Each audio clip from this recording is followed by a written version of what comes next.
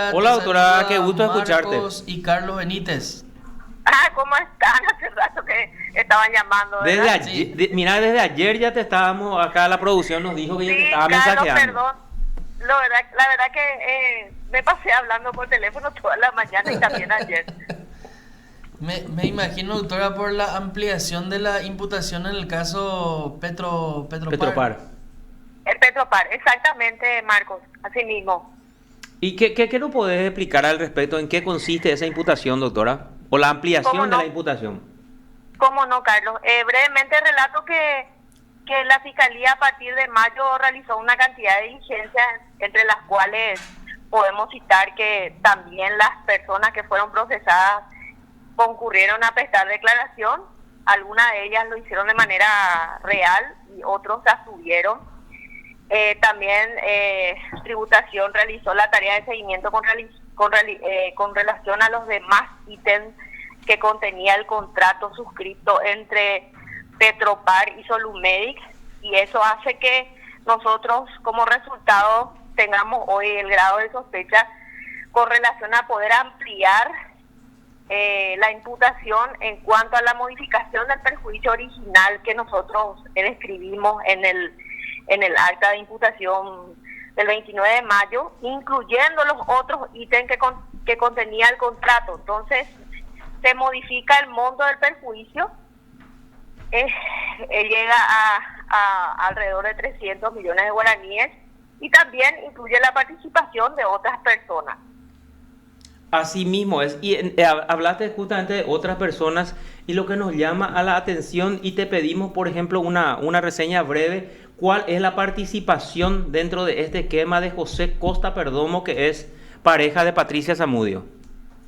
Sí, Carlos, el señor Perdomo, nosotros tenemos sospecha de que es la persona que contacta antes de los trámites correspondientes de llamado a licitación y demás.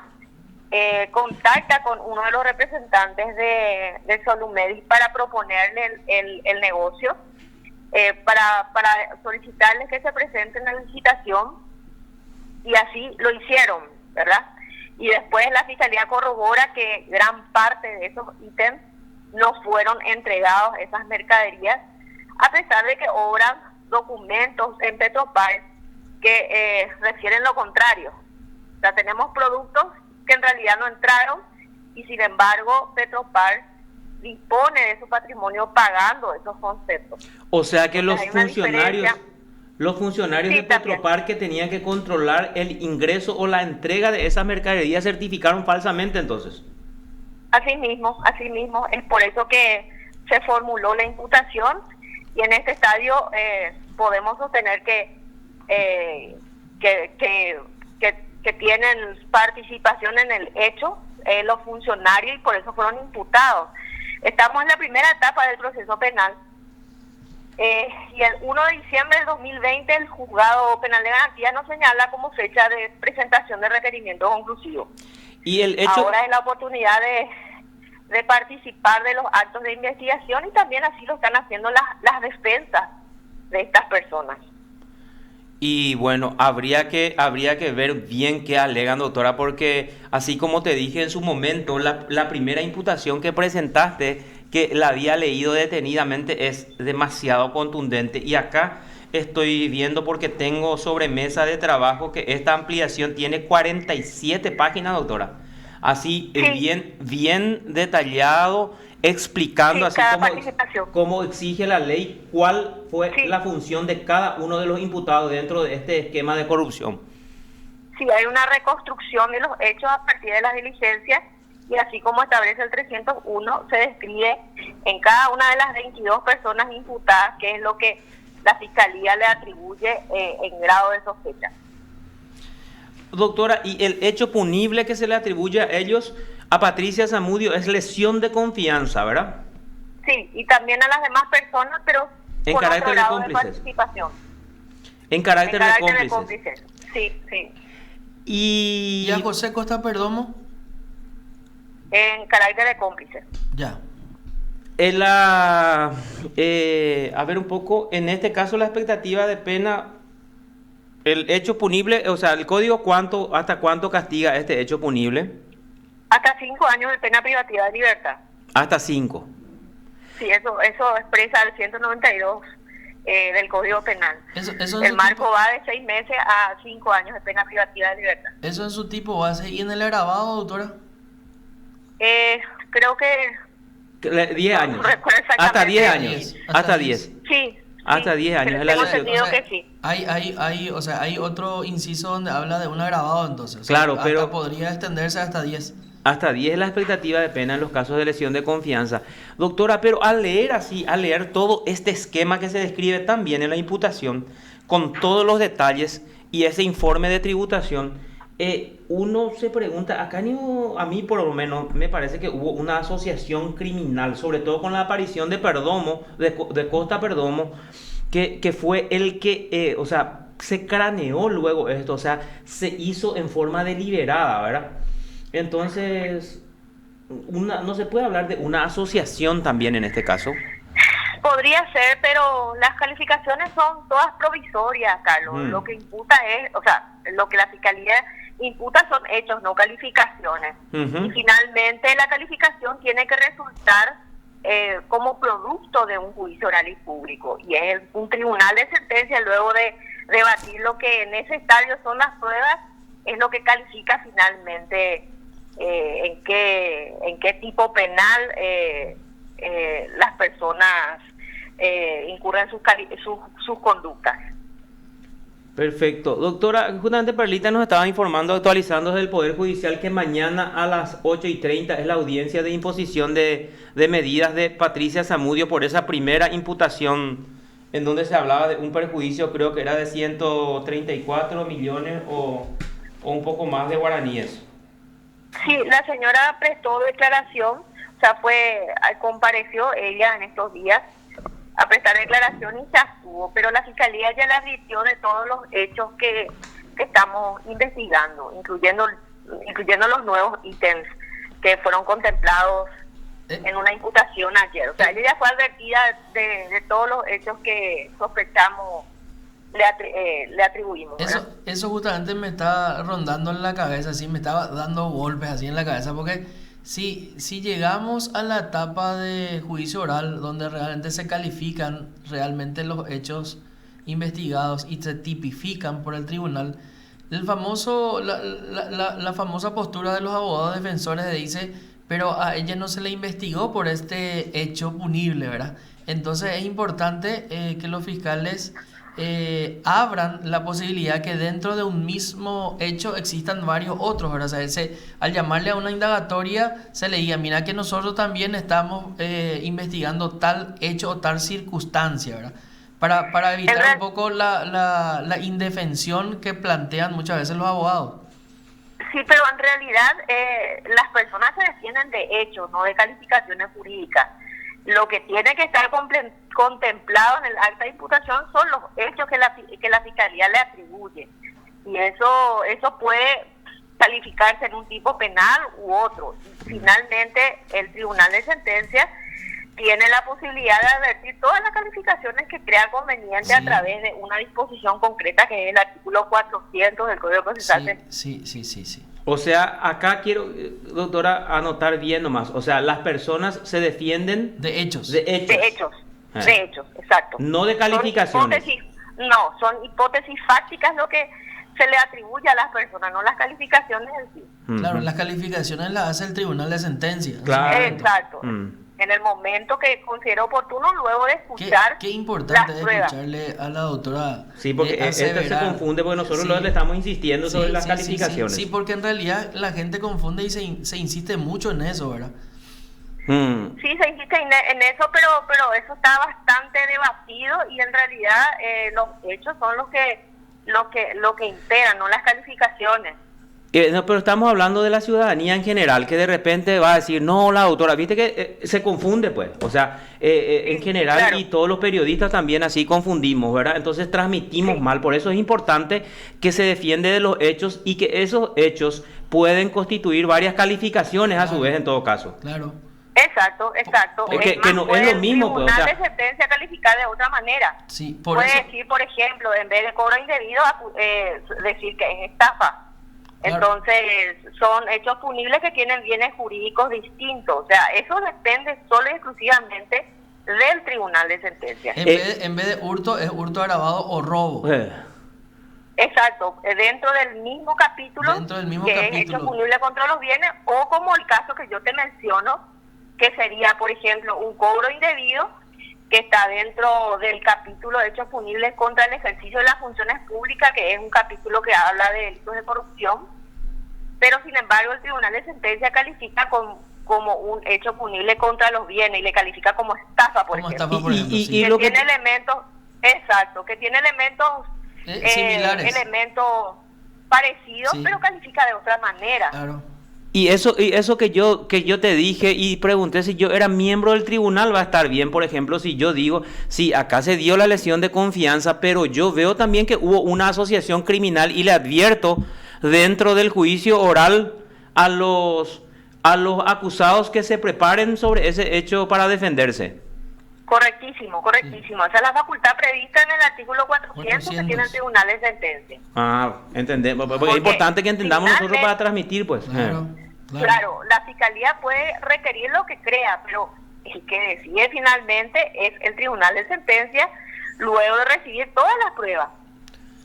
Claro, dentro de la didáctica de las universidades, por ejemplo, se suele usar, escuché ya en varios cursos incluso, el famoso caso de la apropiación, hurto o robo, ¿verdad? Que tienen Sí. componentes similares, condimentos similares, pero sí, que sí. en realidad se diferencian por un verbo rector. Entonces, Sí. en realidad lo que el fiscal te dice, mira, que vos estás siendo investigado por este capítulo. Y en este capítulo puede ser o apropiación, hurto o robo, ¿verdad? Importantísima es la aclaración de la doctora.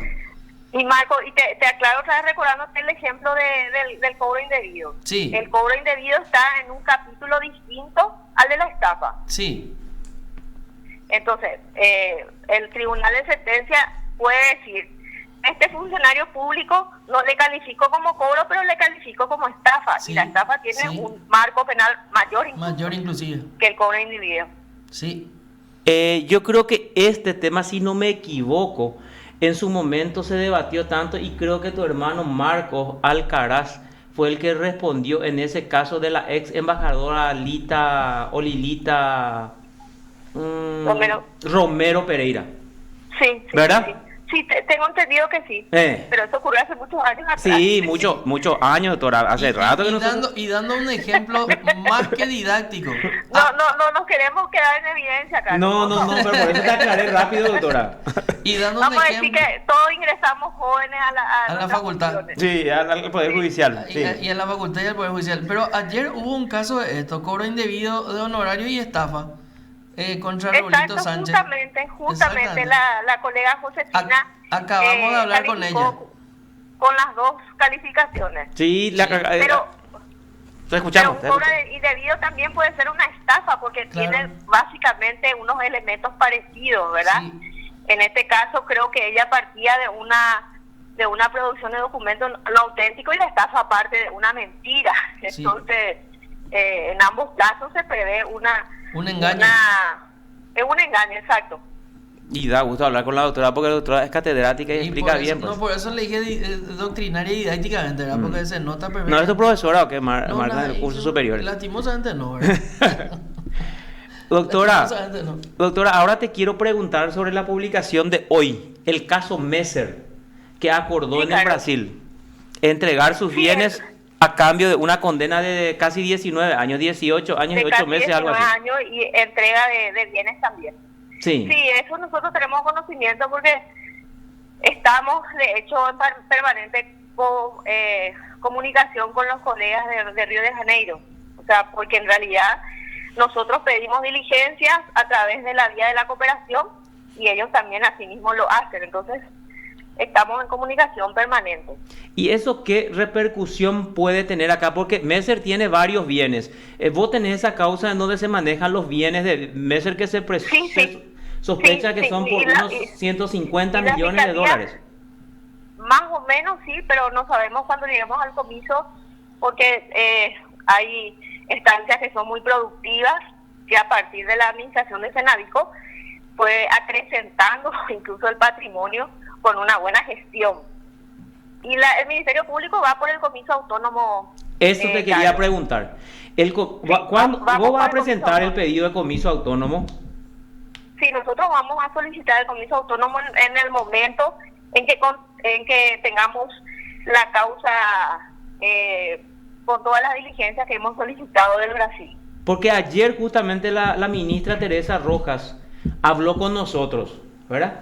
Y nos explicó que está trabajando muy de cerca contigo, que están haciendo un trabajo justamente y que están incluso ellos, la Cenavico, encontrando más bienes de Messer que van apareciendo y que están realizando un trabajo conjunto. Específicamente habló de vos que ustedes se conocen hace rato porque ella fue también fiscal y dijo estoy trabajando súper bien con la doctora Alcaraz y nos llamó la atención porque nunca habló nadie del comiso autónomo, ¿verdad? Sí. Y es la figura que queremos aplicar cuando llegue el momento, ¿verdad? Nosotros estamos aguardando la respuesta del Brasil a unas diligencias que hemos solicitado. Pero quiero mencionar algo. Sí. Nosotros tenemos como nexo al Ministerio Público a través de la dirección, a cargo de la Fiscalía del doctor Manuel Doldán, que eso nos facilita el trabajo. El Brasil no tiene como autoridad central al Ministerio Público. Entonces hace que se demore muchísimo más todo lo que es el trámite de la cooperación. Bueno, doctora, nosotros y poder...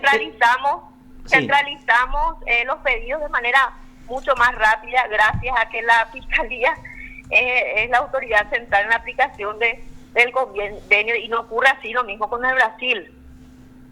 Doctora, ¿y podés explicarnos un poquitito para que nos interioricemos más nosotros y la audiencia? Porque esta no es una figura usada o muy usada, esta figura del comiso autónomo. ¿En qué consiste ese comiso autónomo? Que nosotros podamos presentar un proceso directamente contra los bienes independientemente del proceso penal.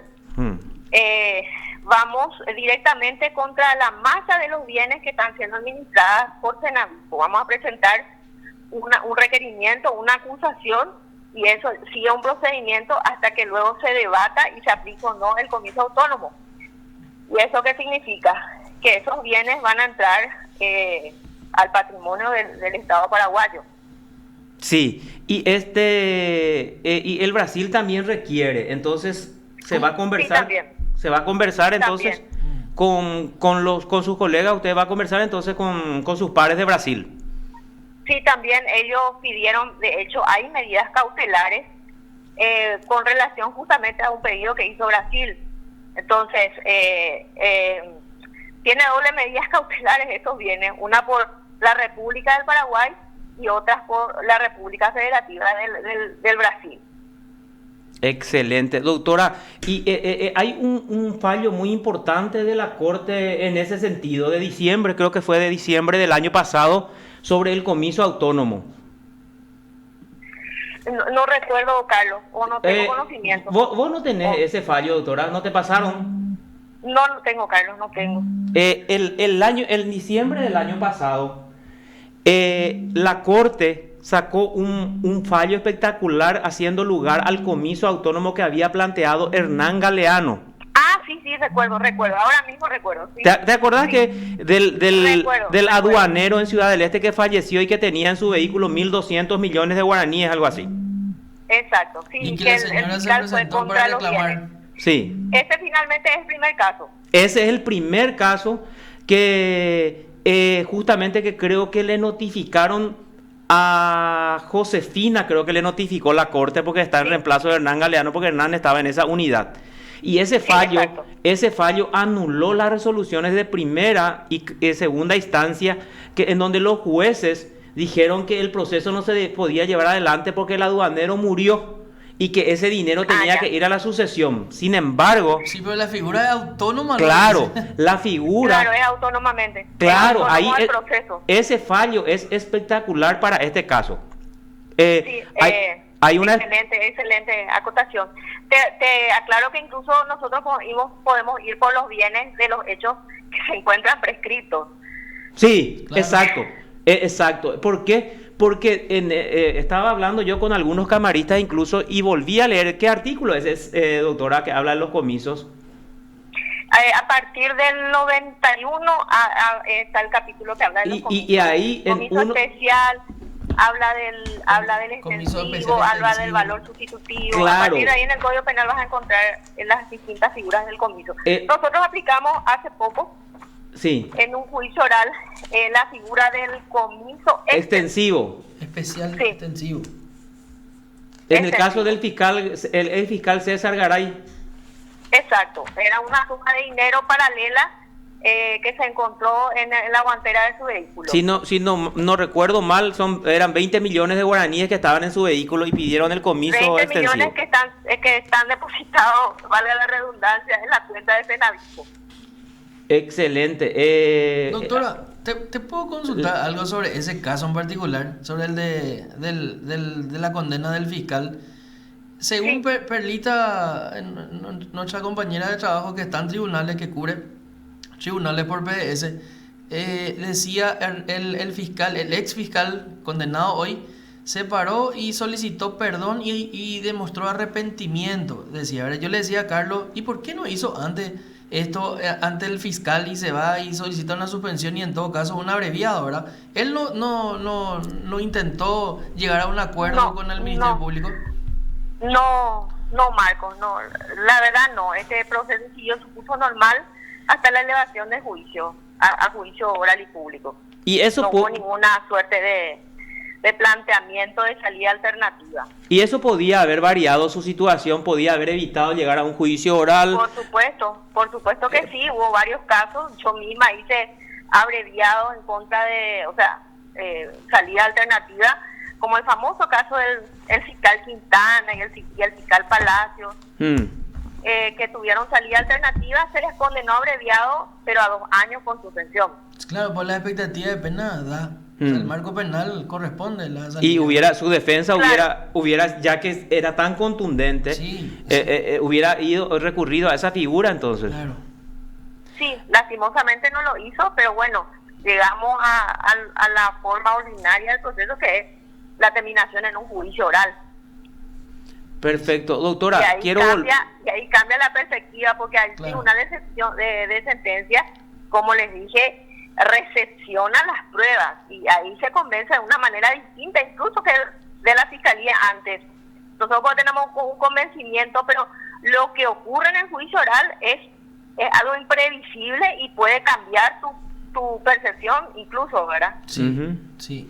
Doctora, dijiste una palabra muy importante. Aunque los hechos estén prescritos según la ley, igual se puede pedir el comiso autónomo. Así mismo. podés, para que yo pueda, para que podamos entender todos, ¿qué significa eso? Ese producto del ilícito que se presume nunca prescribe. Sí. En realidad no. Si hay unos bienes, la fiscalía puede ir de manera autónoma contra los bienes, pero sí tiene que probar el hecho y su vinculación con el delito, en este caso, ¿verdad? Pero con respecto a las cosas. Ese es muy Claro, duro. Justamente estaba comentando cosa- con una camarista. La cosa es imprescriptible. Sí. Ese bien no Sí, tiene porque se habla de prescripción. que sería producto del ilícito, Claro. entonces el producto del ilícito no puede prescribir. Y básicamente eternamente es ilícito. Pues. Así mismo es. Aunque vaya produciendo, doctora, para ir cerrando, y te quería preguntar, porque Solumedic, volviendo al caso de Patricia Zamudio, ya había depositado a la cuenta de Petropar los 359 millones de guaraníes en su totalidad, según informó el presidente de Petropar, Denis Lichi, en su momento. Sí, así mismo. Y- Devolvieron el dinero, incluso antes de la imputación, devolvieron lo percibido como consecuencia del contrato. ¿Y qué incidencia eso puede tener en el proceso o en la posible condena o eventual condena de los involucrados? Y eso se puede tomar como de manera favorable, porque podría ser algo positivo que se valore como algo a favor de la persona que es enjuiciada, y porque concretamente de ello habla el 65, que establece las bases o los criterios de agravamiento de la pena, ¿verdad? Siempre la pena se aplica en base a la reprochabilidad, y el código hace referencia a unos indicadores que te pueden ayudar a sumar o restar condena. Excelente. Entonces, y hay un sitio concreto que habla de la conducta posterior al hecho.